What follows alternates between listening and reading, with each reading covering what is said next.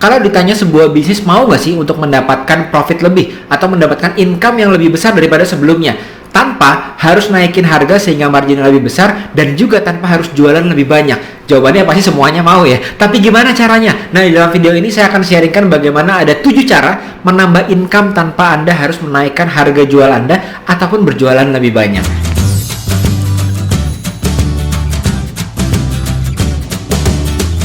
Halo teman-teman, apa kabar? Berjumpa lagi bersama saya Yosef dari Sekolah Pebisnis, dan kali ini saya akan sharing bagaimana caranya Anda bisa menaikkan profit Anda dengan cara memainkan antara income dan juga expense. Jadi di bisnis itu kalau income-nya mau naik, expense-nya itu mau turun, pada akhirnya akan impact ke yang namanya profit. Yuk kita lihat.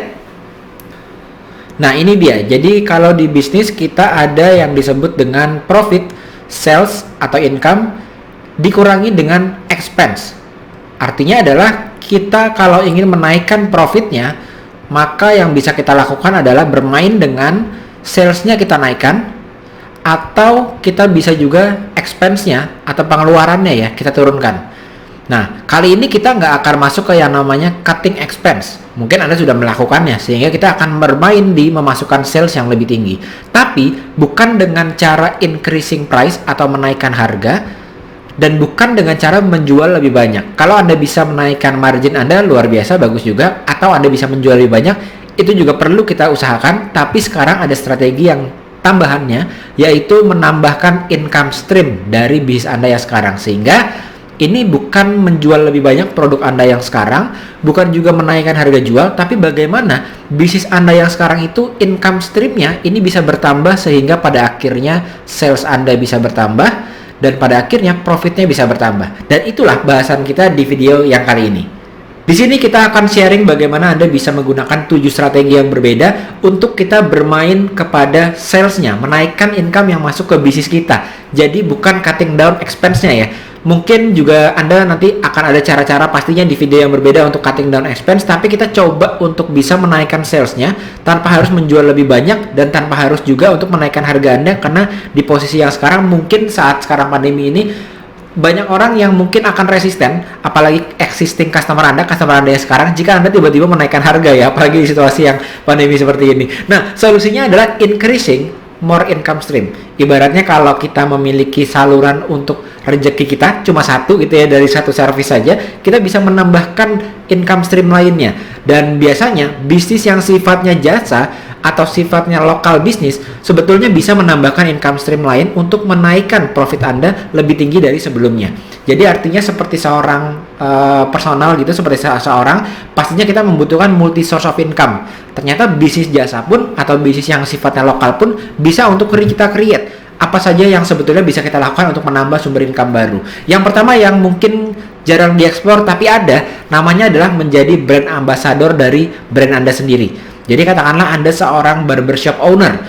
Anda seorang barbershop owner bisa membuat diri Anda sendiri menjadi seorang brand ambassador. Bisa jadi brand ambassador dalam artian Anda sharing di forum-forum bisnis. Tapi yang lebih mudah untuk dilakukan adalah Anda sendiri menjadi brand ambassador dari produk-produk yang sebetulnya digunakan oleh customer Anda ataupun barbershop Anda. Anda bisa mempromosikan produk tersebut sehingga Anda seperti menjadi brand ambassador dari produk tersebut. Ini biasanya akan menjadi daya tarik yang cukup berbeda jika Anda memiliki opini atas brand apa yang sebetulnya Anda bela dan Anda gunakan, dan brand apa yang disarankan untuk tidak digunakan.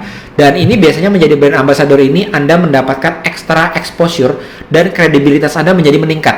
Jadi bukan hanya kita membangun brand saja yang membuat kita terlihat dan orang tahu dan orang terasa kita, tapi kita membangun expertise kita sebagai si business ownernya yang mengerti sebetulnya bagaimana cara menggunakan semua hal yang ada di dalam barbershop, mulai dari penggunaan produk-produknya, lalu hingga bagaimana mengeksekusi servisnya. Anda mengerti segala hal teknis dan itu dibuktikan dengan Anda sharing, dengan Anda mendapatkan exposure dari brand-brand yang nantinya akan bekerja sama dengan Anda. Lalu yang kedua adalah banyak sekali yang sebetulnya memiliki potensi untuk menciptakan subscription service. Contohnya adalah kalau kita potong rambut atau barbershop ataupun bisnis yang sifatnya salon, pastinya ada kemungkinan bahwa orang tersebut itu kalau udah cocok dengan satu bisnis, itu akan terus-menerus datang ke sana. Apalagi sifatnya ini adalah recurring. Jadi bisnis yang seperti service yang barbershop ataupun salon, begitu kita sudah rambutnya pendek, lalu nanti panjang lagi, pasti kita butuh potong lagi kan. Jadi recurring terus, ada terus. Nah, kadang-kadang kita sudah tahu ada kebutuhan yang pasti dia butuh, tapi kita tidak menciptakan subscription service.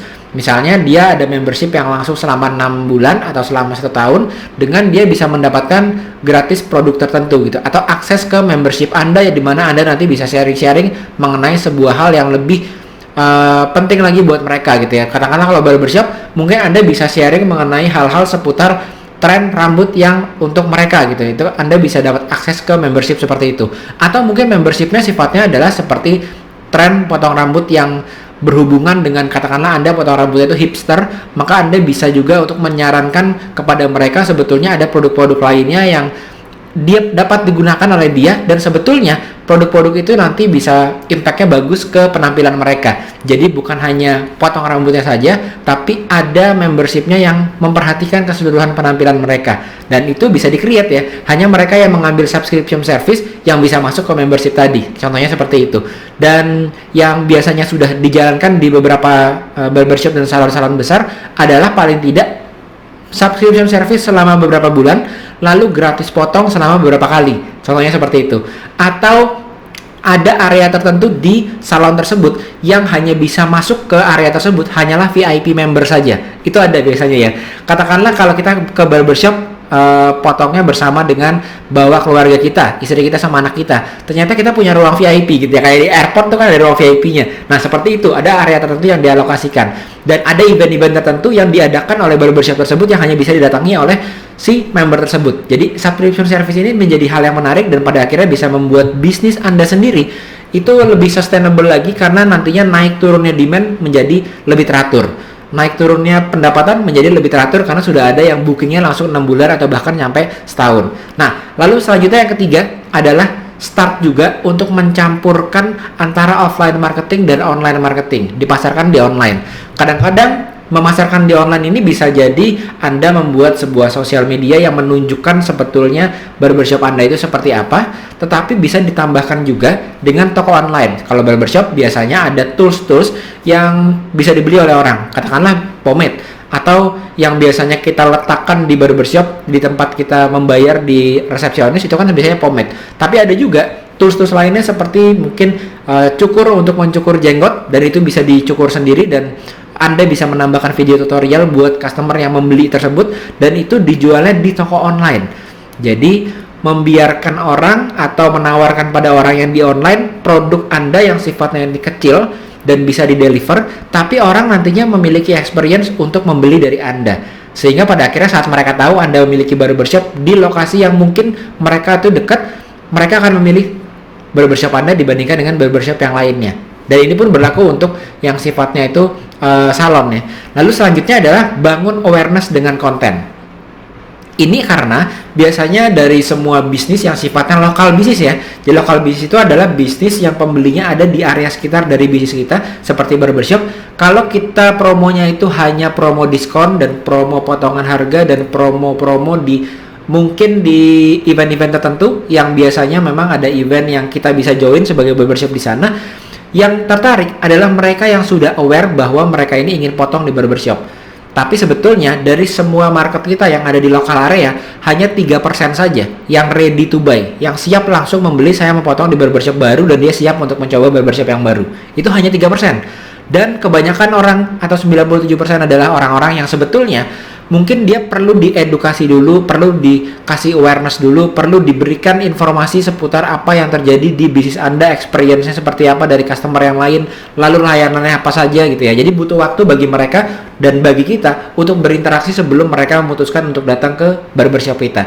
Dan ini artinya membutuhkan awareness untuk orang-orang yang ada di daerah dari bisnis Anda. Bisa jadi Anda memberikan video testimonial, bisa jadi Anda memberikan sneak peek dari apa yang Anda lakukan di dalam barbershop Anda, event-event yang diadakan di sana. Kalau mereka baru pertama kali kenal Anda, pasti mereka nggak pernah melihat event-event yang pernah Anda adakan ya. Maka perlu juga awareness untuk itu. Lalu Anda bisa buat how to video juga ya, untuk membuat mereka aware bahwa barbershop Anda ini memang dimiliki oleh orang yang mengerti mengenai barbershop, atau salon pun juga sama ya, mengenai kecantikan atau mengenai salon gitu. Dan ini akan membedakan Anda dari barbershop ataupun salon-salon yang lainnya. Yang kelima, ini adalah ada juga ide untuk repurpose salon atau barbershop space. Jadi pastinya kadang-kadang di barbershop ini kita memiliki beberapa kursi ya, entah 5 kursi atau mungkin 15 kursi gitu ya. Di posisi itu kadang-kadang di hari-hari tertentu pastinya kan ada naik dan turunnya barbershop kita.